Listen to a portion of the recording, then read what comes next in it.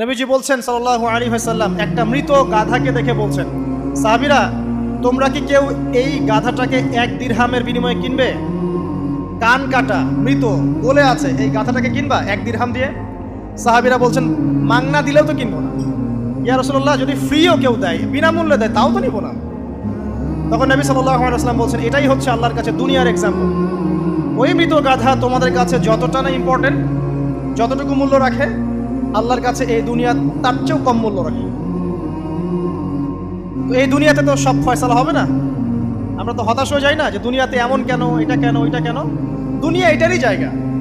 দুনিয়া সব কিছুর কনক্লুশনের জায়গা না, সব কিছুর পরিসমাপ্তির জায়গা হচ্ছে কিয়ামতের মাঠ। ওই দিন যে সফল সে সফল, যে ব্যর্থ সে ব্যর্থ। দুনিয়ার বাড়ি গাড়ি, স্ট্যাটাস, চাকরি বাকরি, ইজ্জত সম্মান, এটা সাফল্য ব্যর্থতার মানদণ্ড নয়, চূড়ান্ত মানদণ্ড নয়। চূড়ান্ত মানদণ্ড কি? ফামান যুহজিহা আনিন নার ওয়া উদখিলাল জান্নাহ ফাকাদ ফাজ। যাকে জাহান্নাম থেকে বাঁচানো হবে, জান্নাতে প্রবেশ করানো হবে, পুলসিরাত পার হতে পারবে, এই একমাত্র ব্যক্তি সফল। সাফল্যের সংজ্ঞাটা জেনে রাখবেন, তাহলে আপনি দুনিয়াতে হতাশ হবেন না ইনশাআল্লাহ। এবার কি হলো, যখন আদম আলাইহিস সালাম সমস্ত নাম শিক্ষা দেওয়া সমস্ত নাম বলে দিলেন, এখানে নাম মানে কিন্তু খালি নাম নয়, জ্ঞান বলে দিলেন, তখন আল্লাহ রাব্বুল আলামিন ফেরেশতাদেরকে বললেন, তোমরা সবাই এখন আদমকে সিজদা করো। ওয়া ইয কুলনা লিল মালাইকাতি ইসজুদু লি আদম। আল্লাহ পাক এবার বলছেন, আমি সমস্ত মালায়েকাকে বললাম তোমরা আদমকে সিজদা করো।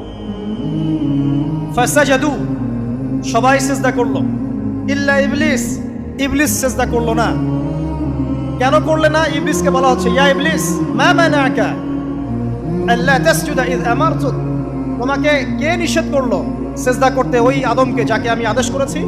কে নিষেধ করলো? তখন ইবলিস বলছে, খলাকতানি মিন নার ওয়া খলাকতাহু মিন তিন। আমাকে সৃষ্টি করেছেন আগুন দিয়ে, আর আদমকে সৃষ্টি করেছেন মাটি দিয়ে, আমি কিভাবে তাকে সিজদা করতে পারি? ইবলিস বলতে চাইলো যে আপনি যে বলছেন আদমকে সিজদা করো, আদম তো মাটির তৈরি, আমি তো আগুনের তৈরি, তাহলে আপনি ভুল বলছেন। নাউজুবিল্লাহ।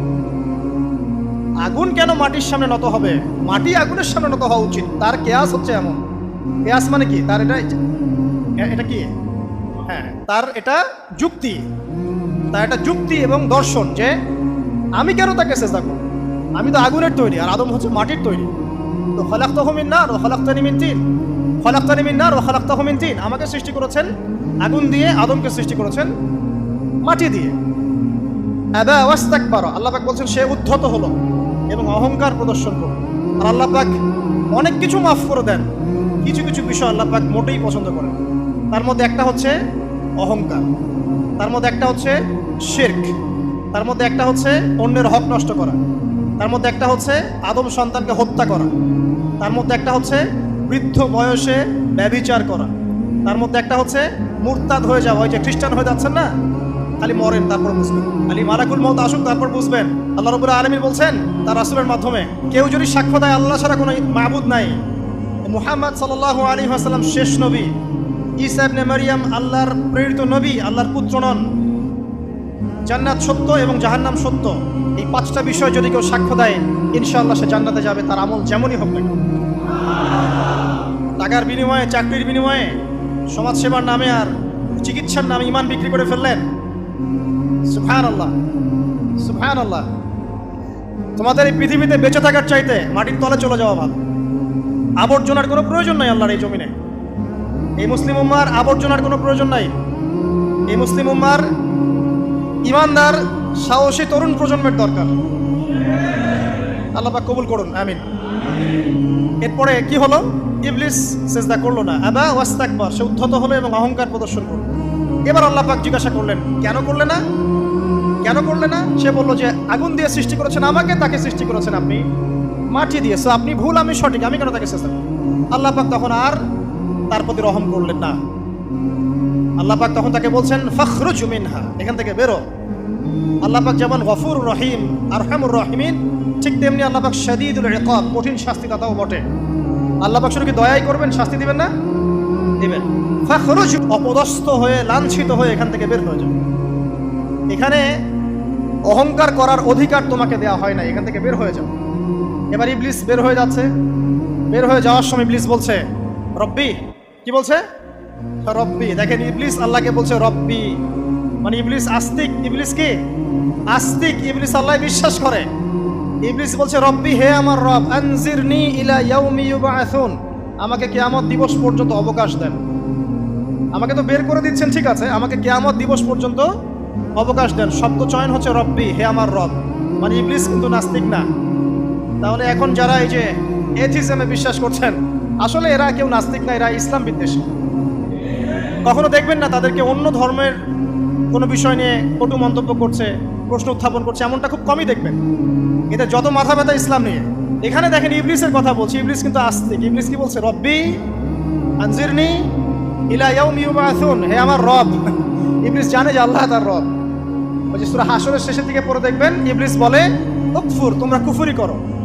তারপরে মানুষ যখন কুফরি করে সে বলে আমি ইন্নী আখাফুল্লাহ রাব্বাল আলামিন, আমি আল্লাহকে ভয় করি যে জগৎ সমূহের প্রতিপালক। শয়তানকে মানুষকে জিজ্ঞাসা করবে জাহান্নামীরা, তুমি আমাদেরকে পথভ্রষ্ট করেছে। শয়তান বলবে আমি কিচ্ছু করি নাই, আমি তোমাদেরকে কোনো কাজে ফোর্স করি নাই, আমি শুধু তোমাদেরকে ওয়াসওয়াসা দিয়েছি, তোমরা নিজেরাই কাজ করছো। ফালা তালুমুনি ওয়ালুমু আনফুসাকুম, সূরা ইব্রাহিম পড়ে দেখেন। শয়তান বলবে তোমরা আমাকে লানত করো না, নিজেদেরকেই লানত করো, আমি তো তোমাদেরকে বাধ্য করে কাজ করাই নাই, তোমরা নিজেরাই করেছো এই কাজ। আসুন সামনে যাই। এবার আল্লাহ পাক যখন ইবলিসকে বের করে দিলেন, সে বলছে আমাকে কিয়ামত পর্যন্ত অবকাশ দিন। কিয়ামত পর্যন্ত অবকাশ নিয়ে ইবলিস কি করবে? উত্তর, ইবলিস বলছে ফাবিমা আগওয়াইতানি, হে আল্লাহ, যে কারণে বা যে আদমের কারণে আপনি আমাকে এখান থেকে বের করে দিলেন, লাআকউদান্না লাহুম সিরাতাকাল মুস্তাকিম, আমি সে আদম সন্তানের সরল পথে ওত পেতে বসে থাকব।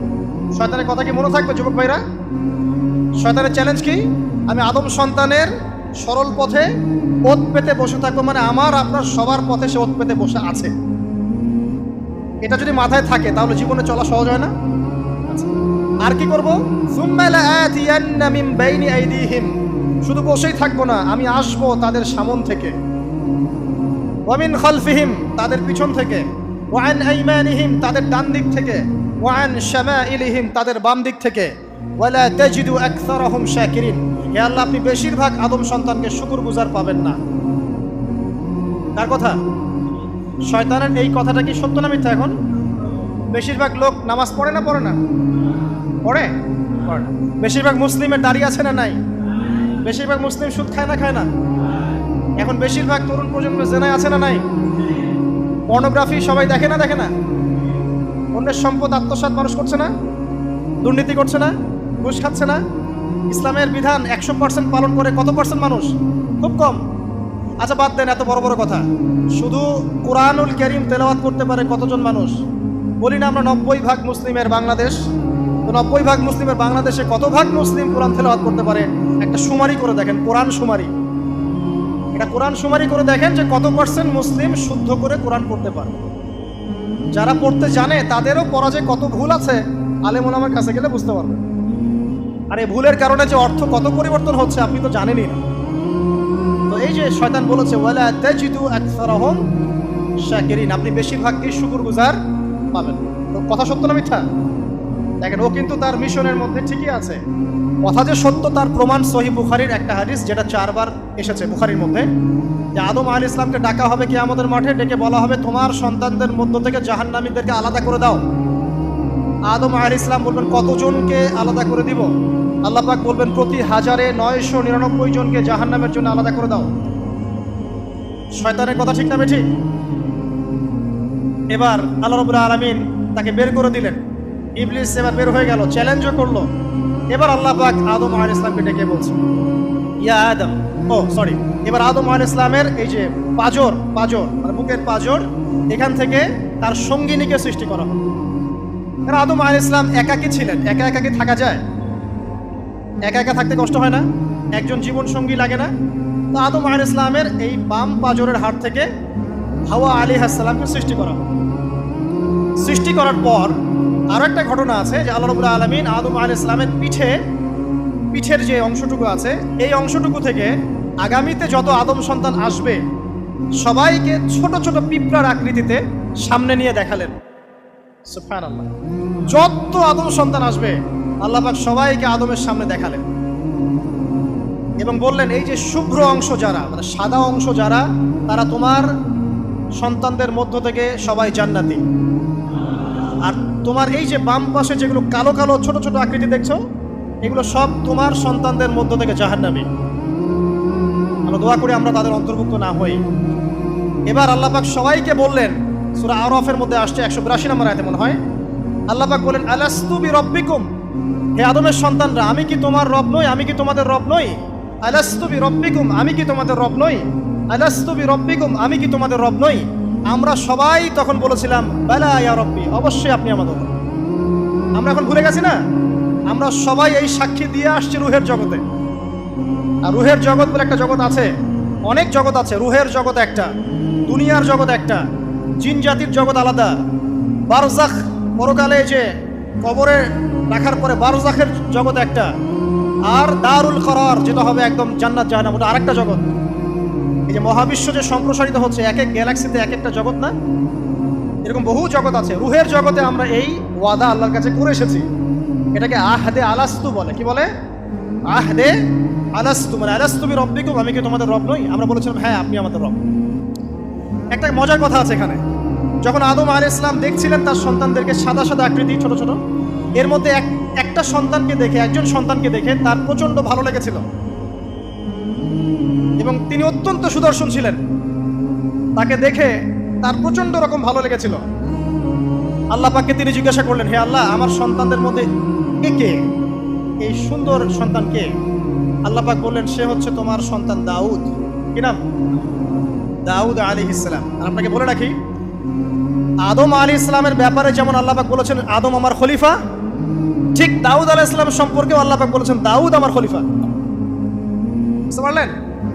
কোথায় আছে? সূরা সাদ পড়ে দেখেন। ঠিক আদম আলাইহিস সালাম সম্পর্কে আল্লাহ পাক বলেছেন না যে আমি পৃথিবীতে খলিফা পাঠাচ্ছি, ঠিক দাউদ আলাইহিস সালাম সম্পর্কেও আল্লাহ পাক বলেছেন দাউদ আমার খলিফা। ইয়া দাউদ ইন্না জাআলনাকা খলিফাতান ফিল আরদ ফাহকুম বাইনান নাসি বিল হক ওয়া লা তাত্তাবি'ল হাওয়া। আয়াতটা পড়ে দেখবেন, ওইদিকে আমি পরে আসছি। তো ওই সন্তানকে দেখে তার এত ভালো লাগলো, আল্লাহর কাছে তিনি জিজ্ঞাসা করছেন, হে আল্লাহ, আমার এই সন্তানের হায়াত কত? আল্লাহ পাক বলছেন, তোমার এই সন্তানের হায়াত হচ্ছে 60 বছর। কত বছর? 60 বছর। আর আমাদের উম্মতে মুহাম্মাদের কিন্তু গড় আয়ু এরকম 60-65, এর বেশি না গড় আয়ু। তখন আদম আলাইহিস সালাম বলেন, আল্লাহ, আমার হায়াত থেকে তাকে 40 বছর দিয়ে দাও। আমার হায়াত থেকে তাকে 40 বছর দিয়ে দাও। আল্লাহ পাক তাকে 40 বছর দিয়ে দিলেন। তাই আদম আলাইহিস সালামের 1000 বছর হায়াত হয়ে গেল 960 বছর, আর দাউদ আলাইহিস সালামের 40 বছর হায়াত হয়ে গেল 100 বছর। এখন আসেন এই জায়গায় যে আদম আলাইহিস সালাম এবং দাউদ আলাইহিস সালাম দুইজনকে আল্লাহ পাক কি বলেছেন? খলিফা। খলিফা কে? খলিফা কাকে বলে? এটা একটু শুনে নি ছোট্ট করে। সূরা সাদ পড়বেন 24 কি 26 নম্বর আয়াত। আল্লাহ পাক বলছেন, ইয়া দাউদ, হে দাউদ, খলিফার কাজ কি এটা শোনেন। হে দাউদ, ইন্না জাআলনাকা খলিফাতান ফিল আরদ, নিশ্চয়ই আমি আল্লাহ তোমাকে পৃথিবীতে খলিফা করেছি। কি করেছি? খলিফা করেছি। তোমার কাজ কি? ফাহকুম বাইনান নাসি বিল হক, মানুষের মাঝে আল্লাহর বিধান দ্বারা হকের মানদণ্ডে বিচার ফয়সালা করবে। আর আল্লাহর খলিফার দায়িত্ব কি? আল্লাহর বিধান দ্বারা বিচার ফয়সালা করা। ওয়ালা তাত্তাবি'ল হাওয়া, তুমি নিজের প্রবৃত্তির অনুসরণ করবে না। ফায়ুদিল্লাকা আন সাবিলিল্লাহ, তাহলে তোমাকে এটা সরল পথ থেকে বিচ্যুত করে দেবে। ইন্নাল্লাযীনা ইউদিল্লুনা আন সাবিলিল্লাহ, নিশ্চয় যারা আল্লাহর পথ থেকে বিচ্যুত হয়ে যায়, লাহুম আযাবুন শাদীদ, তাদের জন্য কঠিন শাস্তি আছে। বিমা নাসু ইয়াউমাল হিসাব, এই কারণে যে তারা হিসাবের দিনটা ভুলে গেছে। এই আয়াত থেকে খলিফার ফাংশন বুঝতে পারলেন? খলিফার ফাংশন কি? আপনি যা ইচ্ছা তাই ফয়সালা করবেন, নিজের মন গড়া যা ইচ্ছা রচনা করবেন। ফাহকুম বাইনান নাসি বিল হক, মানুষের মধ্যে হকের মানদণ্ডে বিচার ফয়সালা করুন। হকটা কি জিনিস? আমার দর্শন হক, আমার ফিলোসফি হক, আমার যুক্তি, আমার বিজ্ঞান, এগুলোই হকের মানদণ্ড। হকের মানদণ্ড কি? কোথায় উত্তর আছে? কোরআনেই উত্তর আছে। কোন সূরা? সূরা কাহফ। কত নম্বর আয়াত? আয়াত নাম্বার 29। আল্লাহ পাক বলছেন, ওয়াকুলিল হাক্কু মির রাব্বিকুম, হক সেটাই যা তোমার রবের পক্ষ থেকে নাযিল। কথা কি ক্লিয়ার? হক কি জিনিস? যা তোমার রবের পক্ষ থেকে নাজিল হয়। ফামান শাআ ফালইউমিন, যার ইচ্ছা হয় সে স্বীকার করুক। ওয়ামান শাআ ফালইয়াকফুর, যার ইচ্ছা হয় সে অস্বীকার করুক। ইন্না আ'তাদনা লিযালিমিনা নারান, অস্বীকারী জালেমদের জন্য আমি আগুন প্রস্তুত করে রেখেছি। তো এখানে আপনি হকের সংজ্ঞা পেলেন এবং হকের মানদণ্ডে বিচার ফয়সালা করলে পরে খলিফা হয়। যদি আল্লাহ পাকের হকের মানদণ্ডে কেউ ফয়সালা না করে সে আল্লাহর খলিফা নয়, সে শয়তানের খলিফা। কথা কি ক্লিয়ার? আচ্ছা, এখন যদি আপনি বাধ্য হন কোনো ক্ষেত্রে সেটা আলাদা বিষয়, বাধ্য হয়েছেন সেটা আলাদা বিষয়, কিন্তু আকীদা স্পষ্ট থাকতে হবে যে আল্লাহ রাব্বুল আলামিনের বিধান চূড়ান্ত, এর উপর কোনো বিধান নাই। এখন আপনি আদম এবং দাউদ আলাইহিস সালামের মধ্যে একটা সম্পর্ক বুঝতে পারলেন। এবার আল্লাহ পাক আদম আলাইহিস সালামকে ডাকলেন, ডেকে বলছেন, আদম এবং হাওয়া, তোমরা দুজন উসকুন আনতা ওয়া যাওজুকাল জান্নাহ, এবার তুমি আর তোমার স্ত্রী হাওয়া তোমরা জান্নাতে থাকো। ফাকুলা মিনহা রাগাদান হাইথু শি'তুমা, জান্নাতের যেখান থেকে ইচ্ছা তোমরা ফল খাও বা যা ইচ্ছা তাই করো, সবকিছু উন্মুক্ত তোমাদের জন্য জান্নাতে। একটা বিষয়, ওয়ালা তাকরাবা হাদিহিশ শাজারা, এই যে গাছটা দেখছো এই গাছের কাছেও যাবে না।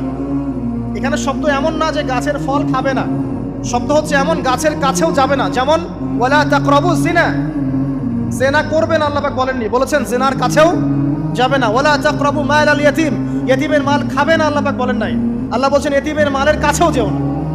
আমি কি বুঝাতে পারছি? এই গাছের কাছেও যেও না। এবার জান্নাতে তারা থাকতে লাগলেন। এবার ইবলিস তো আর হাল ছেড়ে দেয় নাই, সে কি বলেছিল, ডান বাম সামন পিছন সব দিক থেকে আসবে। সে এসে ওয়াসওয়াসা দেয়। কি ওয়াসওয়াসা দেয়? হে আদম হাল আদুল্লুকা, আমি কি তোমাকে বলে দিব, আলা শাজারাতিল খুলদ ওয়া মুলকিন লা ইয়াবলা, হে আদম আমি কি তোমাকে বলে দিব এমন একটা গাছের কথা যেই গাছের ফল খেলে পরে তুমি চিরস্থায়ী জীবন লাভ করবে, কোনোদিন মারা যাবে না। এই চিরস্থায়িত্বের টোপ দিচ্ছে কে? এই চিরস্থায়ী ক্ষমতার টোপে মানুষ পথ হারাচ্ছে না পৃথিবীতে। ওয়া মুলকিন লা ইয়াবলা, এমন রাজত্ব পাবে যেই রাজত্ব কখনো ক্ষয় হবে না। চিরস্থায়িত্বের টোপ, রাজত্বের টোপ, এই দুটোই হচ্ছে পৃথিবীতে মানুষকে পথভ্রষ্ট করার শয়তানের অস্ত্র। কথা মনে বুঝতে পারেন না? আমার মাথার উপর দিয়ে যাচ্ছে, বুঝতে পারবেন ইনশাআল্লাহ। তো টোপ দিচ্ছে দুইটা, হাল আদুল্লুকা আলা শাজারাতিল খুলদ ওয়া মুলকিন লা ইয়াবলা। করতে করতে করতে করতে একদিন সত্যি সত্যি আমাদের পিতামাতা সেই গাছের কাছে চলে গেলেন। যখনই চলে গেলেন, ফালাম্মা যায়াকা শাজারা, যখন তারা গাছের কাছে চলে গেলেন, বাদাত লাহুমা সাওআতিহিমা, তাদের পরনে যে জান্নাতি কাপড় ছিল ধাপাস করে খুলে পড়ে গেল। ইন্না লিল্লাহি ওয়া ইন্না ইলাইহি রাজিউন। আমাদের পিতামাতাকে পুরো মহাবিশ্বে ফেরেশতাদের সামনে জান্নাতে নগ্ন করে দিল ইবলিস। আমি মনে বুঝাতে ব্যর্থ হচ্ছি। আমাদের পিতামাতাকে জান্নাতে ফেরেশতাদের সামনে, সবার সামনে নগ্ন করে কাপড় খুলে ফেললো কে? ইবলিস। তো এখন যে কাপড় খোলার সংস্কৃতি চলছে, কারা এরা? ওরা জিন শয়তান, এগুলো মানুষ শয়তান। শয়তান দুই প্রকার, মিনাল জিন্নাতি ওয়ান নাস, জিন শয়তান আর মানুষ শয়তান। ওই জিন শয়তান এদেরকে ওয়াসওয়াসা দিয়ে দিয়ে নগ্ন করেছে। এরা এখন নগ্নতার আন্দোলন শুরু করেছে, এবং আমি জানি কয়দিন পরে এটা বিকিনি পরেও ঘুরবে। অবাক হচ্ছেন?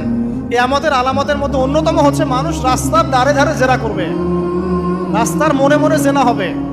তখন তার সবচেয়ে ভালো মানুষ হবে সেই ব্যক্তি যে গিয়ে বলবে, বাবা তোমরা জেনা করছো, এই দেয়ালের পিছনে গিয়ে করতে পারলা না, সে হবে সবচেয়ে ভালো মানুষ। এই যে কাপড় খোলার সংস্কৃতি শুরু হয়েছে, এটা কার সংস্কৃতি? বাদাত লাহুমা সাওআতিহিমা। আল্লাহ পাক আরো বলছেন, ইয়া বানি আদম, হে আদম সন্তান, লা ইয়াফতিনান্নাকুমুশ শাইতান, শয়তান যেন তোমাদেরকে ফিতনায় ফেলতে না পারে। কামা আখরাজা আবাওয়াইকুম মিনাল জান্নাহ, ঠিক যেভাবে শয়তান তোমাদের পিতামাতাকে জান্নাত থেকে বের করে দিয়েছিল। আর কি করেছিল? কামা আখরাজা আবাওয়াইকুম মিনাল জান্নাহ ইয়ানজিউ আনহুমা লিবাসাহুমা, শয়তান তোমাদের পিতামাতার লেবাস পোশাক খুলে ফেলেছিল। ঠিক এভাবেই যেন পৃথিবীতে শয়তান তোমাদেরকে ফিতনায় ফেলতে না পারে, আল্লাহ পাক সতর্ক করছেন। এখন কি বুঝতে পারছেন? এই নগ্নতার যে 6 লাভ, নগ্নতা, অশ্লীলতা, পর্নোগ্রাফি, বেহায়াপনা, ফ্রি মিক্সিং, নারীদেরকে নগ্ন করে রাস্তায় বের করে নিয়ে আসা, এগুলো কার এজেন্ডা? শয়তানের এজেন্ডা। এর উপর কোনো কথা নাই, কারণ কোরআনের উপর কোনো সত্য নাই। এগুলোর উপরে কোনো কথা হবে না, বিকজ কোরআনের উপর কোনো সত্য নাই। আছে? নাই। কোরআনে আল্লাহ পাক বলেছেন যে শয়তান ফিতনায় ফেলেছিল, ইয়ানজিউ আনহুমা লিবাসাহুমা, শয়তান তোমাদের পিতামাতার লেবাস খুলে ফেলে দিয়েছিল। ওয়াতাফিকা ইয়াখদিফানি আলাইহিমা মিন ওয়ারাকিল জান্নাহ, তখন আমাদের পিতামাতা জান্নাতের গাছের যে এই যে পাতাগুলো আছে এগুলো ছিঁড়ে ছিঁড়ে লজ্জাস্থান থাকতে লাগলেন। ইন্না লিল্লাহ। আমাদের পিতামাতার কি দুর্দশা হয়েছিল, আমাদের পিতামাতার কি দুর্দশা, কি লজ্জা হয়েছিল তখন। চিন্তা করে দেখেন, শয়তান কাপড় খুলে ফেলে দিয়েছে। আর আমাদের পিতামাতা, আমাদের মা, আমাদের বাবা জান্নাতের এই যে পাতাগুলো ছিঁড়ে ছিঁড়ে গায়ের লজ্জাস্থান ঢাকা শুরু করেছেন। কি পরিমাণ লজ্জা চিন্তা করেন। আপনাকে যদি এখানে কেউ নগ্ন করে ফেলে এবং আপনি যদি না চান বিষয়টা, সবাই জোর করে আপনার কাপড় খুলে ফেলে, আপনার কেমন লাগবে? কেমন লাগবে? এই ঘটনা ঘটেছে মহাবিশ্বে, শয়তান ঘটিয়েছে। এরপর আল্লাহ পাক ডাকলেন, ডেকে বলছেন, ইয়া আদম, হে আদম, আলাম আনহাকুমা আন তিলকুমা শাজারা, হে আদম, আমি কি তোমাদেরকে দুজনকে নিষেধ করি নাই যে গাছের কাছে যাবে না? আমি কি তোমাদের দুজনকে নিষেধ করি নাই যে তোমরা গাছের কাছে যাবে না? তখন আদম আলাইহিস সালাম বুঝতে পারলেন যে তারা একটা বড় ভুল করে ফেলেছে। তারপর আল্লাহ রাব্বুল আলামিন দয়া পরবশ হয়ে আদম এবং হাওয়া আলাইহিস সালামকে কালিমা শিক্ষা দিলেন, তওবার কালিমা, যেই কালিমা দিয়ে তারা তওবা করতে পারেন। সেই কালিমা হচ্ছে রব্বানা যালামনা আনফুসানা ওয়া ইল্লাম তাগফির লানা ওয়া তারহামনা লানাকুনান্না মিনাল খাসিরিন। এই দোয়া শিখে নিয়ে আদম এবং হাওয়া আলাইহিস সালাম তওবা করলেন। আল্লাহ পাক তাদের তওবা কবুল করে মাফ করে দিলেন। কিন্তু জান্নাতে আর থাকা হলো না। আল্লাহ পাক বলেন, কুল নাহবিতু মিনহা জামিআ, এবার তোমরা সবাই মিলে এখন পৃথিবীতে নেমে যাও। আল্লাহ মাফ করে দিলেন, কিন্তু তোমরা এখন পৃথিবীতে নেমে যাও, জান্নাতে আর থাকা হবে না। খেয়াল করে দেখেন, ইবলিসও আল্লাহর আদেশ মানে নাই। আল্লাহ বলেছেন সিজদা করো, ইবলিস কিন্তু করে নাই। আবার আমাদের পিতা আদম আলাইহিস সালামকে আল্লাহ পাক বলেছেন গাছের কাছে যেও না, তারা চলে গেছেন। দুটোই কি অবাধ্যতা নয়? তাহলে ইবলিসকে চিরস্থায়ী জাহান্নামী করা হলো, আদম সন্তানকে কেন করা হলো না? উত্তর, আদম সন্তান আদম আলাইহিস সালাম তওবা করে ফিরে এসেছে, ইবলিস আসে নাই। তাই আমাদের দ্বারা পদে পদে ভুল হবেই, তওবা করে ফিরে আসলেই গুনাহ মাফ ইনশাআল্লাহ। আর যদি ইবলিসের মতো গুনার উপর গুনাহ করতেই থাকেন আর বলেন যে আমি ঠিক কাজ করছি, তাহলে ইনশাআল্লাহ ওই যে জাহান্নাম অপেক্ষা করছে। ইবলিসকে আল্লাহ পাক বললেন যে তুমি এবং তোমার অনুসারী যারাই থাকবে সবাইকে দিয়ে লাআমলাআন্না জাহান্নামা মিনকুম আজমাইন, তোমাদের সবাইকে দিয়ে আমি জাহান্নাম পরিপূর্ণ করব। নাউযুবিল্লাহ।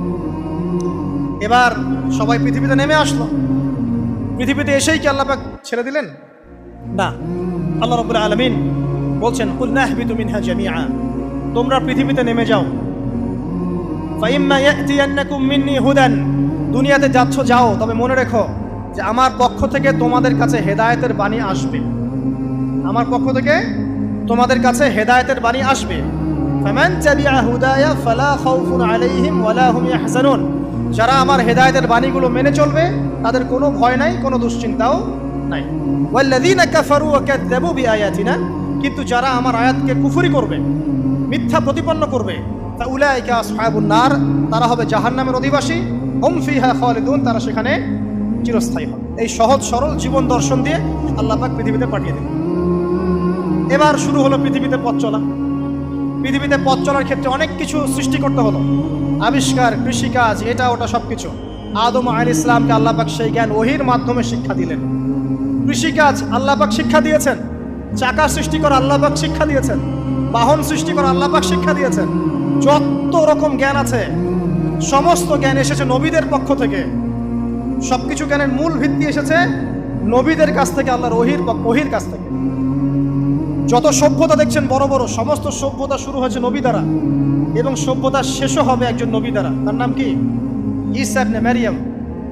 আদম আলাইহিস সালাম আল্লাহর দেয়া শিক্ষায় শিক্ষিত হয়ে দুনিয়াতে চলতে লাগলেন এবং তওবা ইস্তেগফার করতে লাগলেন, কাঁদতে লাগলেন। দীর্ঘকাল তারা ক্রন্দন করেছেন। কি কারণে? ওই যে একটা ভুল তারা করে ফেলেছে।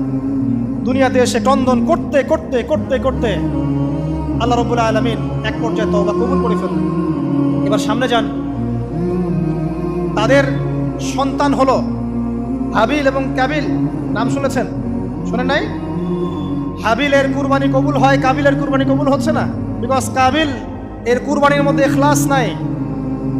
ভাইয়ের কুরবানি কেন কবুল হচ্ছে, আমারটা কেন হচ্ছে না?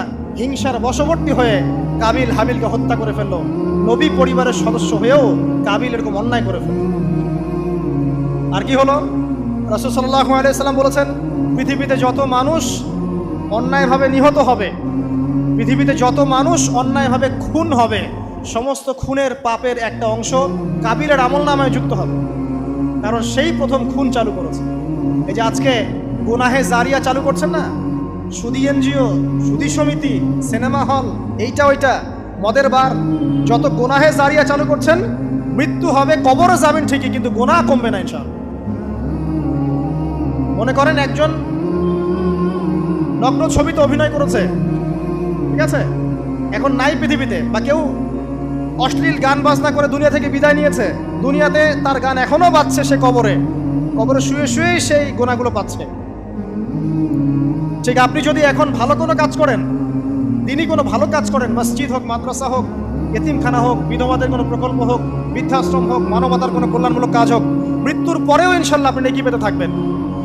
সদকায়ে জারিয়া আর গুনাহে জারিয়া ভালো করে বুঝবেন। একটা গুনাহ করে মাফ নেওয়া আলাদা বিষয়, আর গুনাহ চলতে থাকাটা আরেকটা বিষয়। আল্লাহ আমাদেরকে হেফাজত করুন, আমিন। নবী পরিবার এগিয়ে গেল এবং তাদের সময়ে তারা শুধু ক্রন্দন করেছেন, ইবাদত করেছেন, আল্লাহর কাছে ইস্তেগফার করেছেন এবং ওই যে জান্নাতে ফিরে যাওয়ার জন্য তারা আপ্রাণ চেষ্টা করেছেন। এক পর্যায়ে আদম আলাইহিস সালামের বয়স যখন 960 বছর হলো, আল্লাহ রাব্বুল আলামিন তাকে ওফাত দিলেন, তার ইন্তেকাল হয়ে গেল। ইন্না লিল্লাহি ওয়া ইন্না ইলাইহি রাজিউন। এরপরেও নবী পরিবার চলতে লাগলো, চলতে চলতে পরবর্তীতে আসলেন নূহ আলাইহিস সালাম, তারপরে ইব্রাহিম, আদ জাতি, তারপর সামুদ, তারপরে শুআয়ব, কওমে মাদিয়ান, মূসা, দাউদ, সুলাইমান, ইসহাক, ইয়াকুব। নবী পরিবার চলতেই লাগলো। এক পর্যায়ে ঈসা আলাইহিস সালামের পরে মুহাম্মদ সাল্লাল্লাহু আলাইহি ওয়াসাল্লামের মধ্য দিয়ে নবীদের সিলসিলা আল্লাহ পাক শেষ করে দিলেন। এভাবেই সভ্যতা এগিয়ে গেছে, এভাবেই আমাদের পিতামাতার হাত ধরে জ্ঞান পৃথিবীতে এসেছে এবং ওই যে শয়তানের মিথ্যা প্রলোভন, প্রতারণা, এর ফলশ্রুতিতে ওই যে আমাদের পিতামাতার গা থেকে কাপড় খুলে পড়লো, আল্লাহ পাক রাগান্বিত হয়ে সবাইকে দুনিয়াতে নামিয়ে দিলেন, ইবলিসকে চিরস্থায়ী জাহান্নামী ঘোষণা করলেন। কিন্তু আমাদের পিতামাতার ক্রন্দন, তওবা, ইস্তেগফার, আমলের বদৌলতে, আল্লাহর রহমতে আল্লাহ পাক পিতামাতাকে মাফ করে দিলেন। এভাবেই মানব জাতি এগিয়ে যাচ্ছে। আজকে আমরা এই পর্যায়ে পর্যন্ত এসেছি। আদম আলাইহিস সালামের এই সংক্ষিপ্ত জীবনী থেকে আমরা কি শিখলাম? আমরা শিখলাম যে আল্লাহ রাব্বুল আলামিন অনেক ভালোবেসে, অনেক মহব্বত করে, মমতা দিয়ে, মায়া দিয়ে নিজের হাতে আমাদের পিতাকে সৃষ্টি করেছে। এক, দুই, আমাদের পিতাকে আল্লাহ রাব্বুল আলামিন তার পক্ষ থেকে জ্ঞান শিক্ষা দিয়েছেন। এই কারণে আদম সন্তানরা জন্ম থেকেই দেখবেন কিছু না কিছু জ্ঞানী হয়েই থাকে। জ্ঞান আপনার ডিএনএর মধ্যে থাকেই। আল্লাহ রাব্বুল আলামিন আদম আলাইহিস সালামের মধ্যে রূহ ফুঁকে দিয়েছেন। আল্লাহ রাব্বুল আলামিন আদম আলাইহিস সালামকে জান্নাতে রেখেছেন। আল্লাহ রাব্বুল আলামিন গাছের কাছে যাওয়ার পরেও তওবা ইস্তেগফারের মধ্য দিয়ে তাকে মাফও করে দিয়েছেন। আল্লাহ রাব্বুল আলামিন আদম এবং হাওয়া আলাইহিস সালামের মধ্য দিয়ে এই পৃথিবীতে মানব জাতির সিলসিলা অব্যাহত রেখেছেন এবং কিয়ামত পর্যন্ত যত আদম সন্তান আসবে তাদের জন্য আল্লাহ পাক তার পক্ষ থেকে হেদায়েত প্রেরণ করেছেন। এক যুগে তাওরাত এসেছে, কখনো জাবুর, কখনো ইনজিল, কখনো কোরআন, সর্বশেষ টেস্টামেন্ট হিসেবে কোরআন এসেছে। এখন যদি এই ওহীর বাণী, কোরআন এবং এর ব্যাখ্যা হাদিস আমরা মেনে চলি, ইনশাআল্লাহ তাআলা আমরা আবার সেই জান্নাতে ফিরে যাব যেখান থেকে আমাদেরকে নামিয়ে দেওয়া হয়েছে। আর যদি আমরা কোরআন এবং হাদিস বা আল্লাহর ওহীর পরোয়া না করি, এর আলোকে জীবন না করি, তাহলে ওই ইবলিসের সাথেই আমাদেরকে জাহান্নামে থাকতে হবে। নাউযুবিল্লাহ। আল্লাহ রাব্বুল আলামিন আমাদের সবাইকে কোরআন এবং সুন্নাহ, আল্লাহর ওহী মেনে চলার তৌফিক দান করুন এবং ইবলিসের খপ্পর থেকে আল্লাহ পাক আমাদেরকে বাঁচিয়ে রাখুন। ইবলিসের যত এজেন্ট আছে, ওদের যে দুরভিসন্ধি, ষড়যন্ত্র এবং শয়তানি ফাঁদ, এগুলো থেকে আল্লাহ পাক আমাদেরকে, আমাদের মা বোনদেরকে, আমাদের পরিবারের সদস্যদেরকে, আমাদের সমাজকে, রাষ্ট্রকে আল্লাহ পাক হেফাজত করুন, বাঁচিয়ে রাখুন। আমিন।